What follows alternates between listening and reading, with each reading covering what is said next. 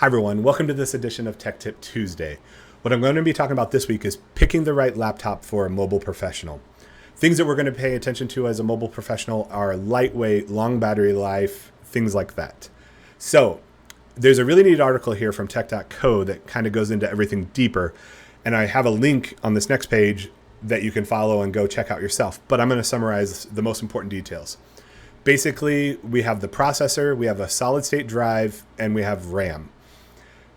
The processor, you want to make sure it has like the 5 or the 7, the Core i5, the Core i7, the Ryzen 5, the Ryzen 7. Anything smaller than that or lower end than that, it's not worth the performance hit for the small savings that it gives you.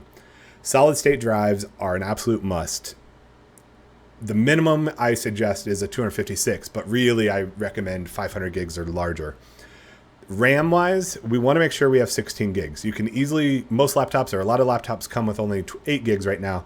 But if we're buying the smallest and the lightweight laptop, a lot of times those are not as upgradable. So it's better to get those specs right now that we know is going to last us like 2 or 3 years, because we're sacrificing that upgradability by that really tiny laptop that's easy to carry around.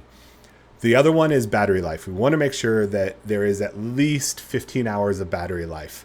If it's anything less than that, move on. You can find a cheap laptop with at least that, but you can find some laptops with as much as 20 to 24 hours of battery life nowadays. Let's move on to the nice to haves. If you've watched my other videos, we've talked about USB-C charging. Thunderbolt and USB 4 basically make sure that that supports USB-C charging and video. There are some other specs that you can look at that will show that, but that's Thunderbolt and USB 4 make sure that that does support. The next one is, do you want a touchscreen? Some people love them, some people hate them. I actually have a 2-in-1, and what's nice about them is that they guarantee you come with a touchscreen, but it also flips backwards. You can use it like a tablet. Really, the reason why I like it is because it puts it into a nice mode for watching videos on an airplane. The next thing that's nice to have is a fingerprint reader. With Windows Hello and some of those technologies and cybersecurity, it just makes things a lot easier. The next one we want to talk about is Windows 10, Windows 11 Professional Edition versus Home Edition. The Professional Edition makes sure that Bitdefender can be enabled, which is what encrypts the hard drive to make sure we keep our client data safe. We got to keep our client data safe. And as I've said already, the smaller, the lighter, the better. So it's what about the small screen size or minimum specs that works for you that allows you to carry it around and make it not such of a burden. Things that aren't necessary is discrete graphics. That's actually having a separate video card or something like that some of the bigger laptops come with. All that does is eat up battery life in our case. It's not necessary. And the other one is an optical drive. We don't need optical drives nowadays.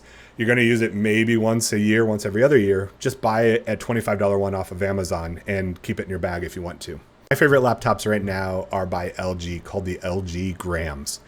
They come in a variety of sizes from 13-inch all the way up to 17-inch, but for the sizes of screen, they are by far the lightest laptops that I have seen on the market. So you'll have to follow me. I'll go into that specifically next week of why I like the LG Grams. There is some caveats, so don't go out and buy one yet. Come and talk to me next week.